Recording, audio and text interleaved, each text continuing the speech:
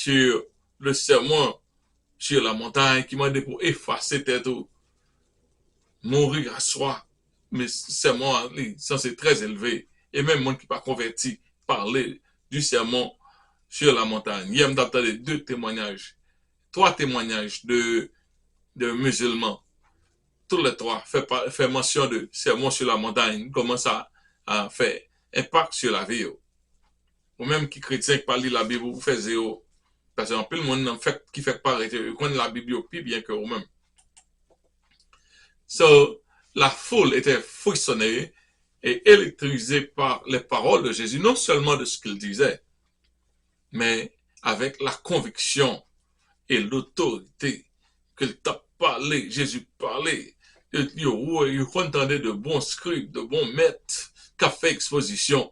Mais ouais, Jésus l'avait pire que meilleur que j'entendais. C'est ça que fait, on te dit, dans Matthieu chapitre 7, versets 28 et 29, là, Jésus finit de parler. Il dit, après que Jésus eut achevé ses discours, la foule fut frappée de sa doctrine, car il enseignait comme ayant autorité, non pas comme le scribe. Il a parlé de comme qui a autorité, pas même j'avais scribe que habitué. That's good. Non, que lorsqu'on parle, c'est pas simplement ça dire conviction véhiculée.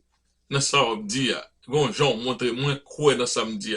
Gon gens, mon ouais, c'est pour parler, on parle. Gon l'autre gens capable communiquer. Il y aurait conviction Jésus montre plus haut que l'esprit.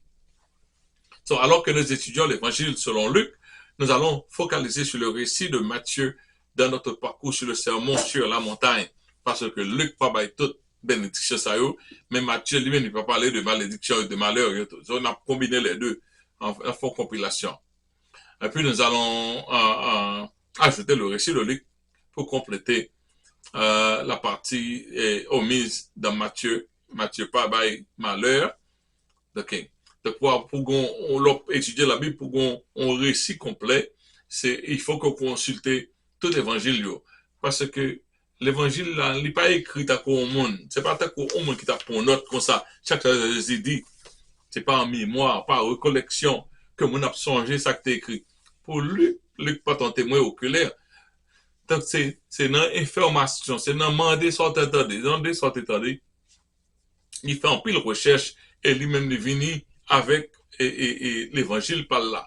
Pour Matthieu, même quand tu as un témoin oculaire, mais là où vient sentir que c'est nécessaire pour écrire ça ou t'étendre, donc on vieille date qui passait de ça, mais moi a changé quelque chose, mais moi a oublié quelques bagages. Mais par l'aide du Saint-Esprit, pour te permettre que Matthieu écrit, mais ça Matthieu pas écrit, Luc complète-il, d'une façon que nous avons, c'est pas monsieur chita ensemble, que dit bon, écrit ça ensemble.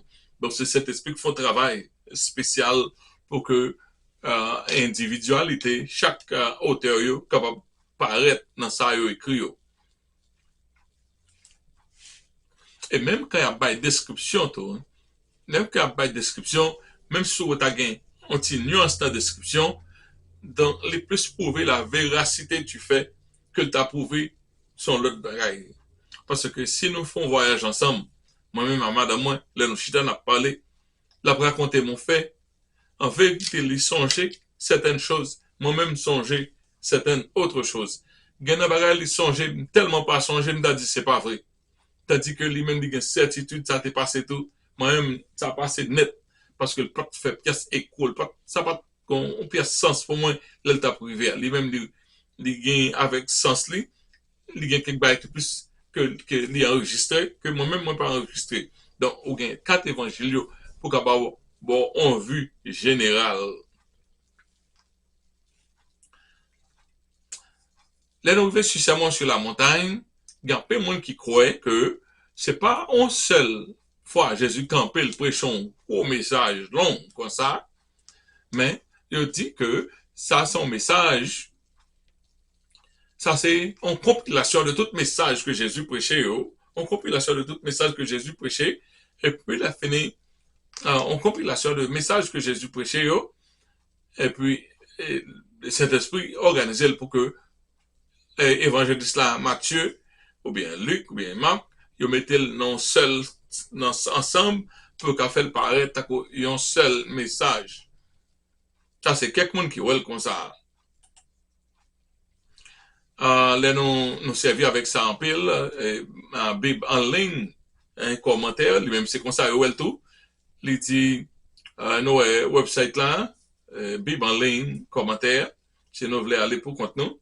Ok, il dit, on donne ce nom aux paroles de Jésus rapportées dans le chapitre 5, 6 et 7 de Matthieu. L'Esprit de Dieu les a groupés en un discours ininterrompu dans cet évangile, quoiqu'elles aient été prononcées en diverses occasions, comme on le voit dans l'évangile selon Luc. Donc, nous croyons que Jésus prêchait le même message autour. Jésus, quand il prêchait la lunette, mais Jésus prêchait de façon répétée. S'il va prêcher de façon répétée, parce que faut le changer tout le temps, donc, il est difficile pour monde qui a écrit l'évangile, t'as songé. Peut-être Jésus prêchait même message à foule différent. Et monde qui là dans chaque rassemblée ça yo plus captivé par yo parce que entendait déjà. Donc, il est possible que Sermon sur la montagne qui a fait partie d'un seul discours, constate qui a fait des cassés en compilation de plusieurs autres discours qui étaient baillés dans l'autre occasion. Il y a un autre commentaire encore que nous joignons, c'est dans godquestion.com. Godquestion.com, français, sur le sermon sur la montagne. Question c'est, qu'est-ce que le sermon sur la montagne? And I'm quoting. Réponse là, c'est, le sermon sur la montagne est un sermon de Jésus retranscrit en Matthieu chapitre 5 jusqu'à chapitre 7.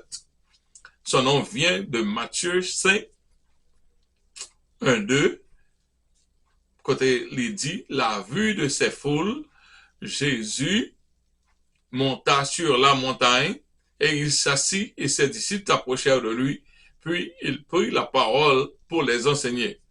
Donc, ce que tu as un mot, sermon sur la montagne, c'est parce que Matthieu dit, c'est sur une montagne que Jésus montait, t'es une grande foule, les disciples étaient là, et puis il a fini, il dit, qui t'a enseigné, non. Le sermon sur la montagne est le sermon de Jésus le plus connu, peut-être même le sermon le plus connu de l'histoire. Et le sermon sur la montagne. Parce qu'il y a tellement de gros paroles là-dedans. Le sermon sur la montagne aborde différents sujets. Et il dit le but de cet article n'est pas de commenter chaque session, mais d'en donner un bref aperçu. Et il écrit là, si le sermon sur la montagne était résumé en une phrase, cela pourrait être comme vivre une vie consacrée à Dieu et qui lui plaise, libre de toute hypocrisie, plein d'amour et de grâce, de sagesse et de discernement. C'est de résumer tout le sermon sur la montagne qui court dans 3 chapitres. Comme nous allons prendre les béatitudes, mais béatitude, c'est juste un commencement d'un sermon sur la montagne. Ok, les béatitudes qu'on n'a pas considéré aujourd'hui, et qui parlait dans Matthieu chapitre 5, verset 3 jusqu'à verset 12. Comme nous, Matthieu plus élaboré que Luc. Les béatitudes, ok, bénédiction et malédiction, dans de verset 13 à 16, Jésus, dans même sermon sur la montagne, pour parler, vous êtes le sel de la terre, vous êtes la lumière du monde. Encore, dans le chapitre 5, là, Jésus, c'est l'accomplissement de la loi. Dans le sermon sur la montagne, on a parlé de colère, émeute. Il parlait de convoitise, adultère, divorce, remariage. Il parlait de monde qui a fait serment. Il parlait de œil pour œil, monde qui gagne œil, ennemi ou qui j'en pour traiter, amour pour vos ennemis. Il parlait donner à ceux qui sont dans le besoin, faire au monde. Sermon sur la montagne a parlé en pile pour aider le monde. Sermon sur la montagne gagne comment prier, comment jeûner, trésor dans le ciel. Ne s'inquiétez de rien, ne vous inquiétez donc de rien, mais en toute chose, faites connaître vos besoins à Dieu. Ok, sermon sur la montagne dans découvrir pour pas juger l'autre monde tout, pour pas juger avec hypocrisie.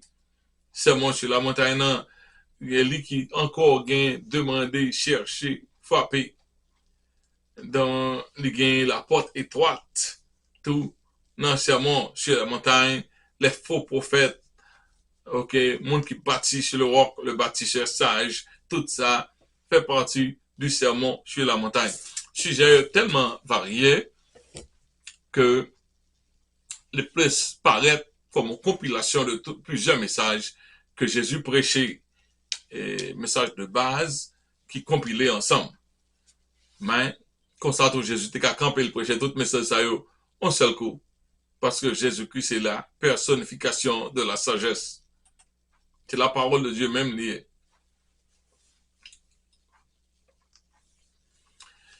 et auteur là commentaire là dit Matthieu chapitre 7 verset 28 à 29 conclut le sermon sur la montagne en ces mots quand Jésus eut fini de prononcer ces paroles les foules restèrent frappées par son enseignement car il enseignait avec autorité et non comme leur spécialiste de la foi.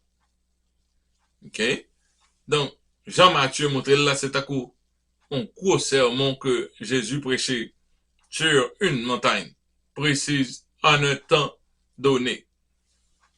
Et ça a fait comme ça tout capable, c'est comme on expliqué à plusieurs messages que Jésus prêchait et puis qui résonnaient et lorsque mettez en écrit, mettez ensemble.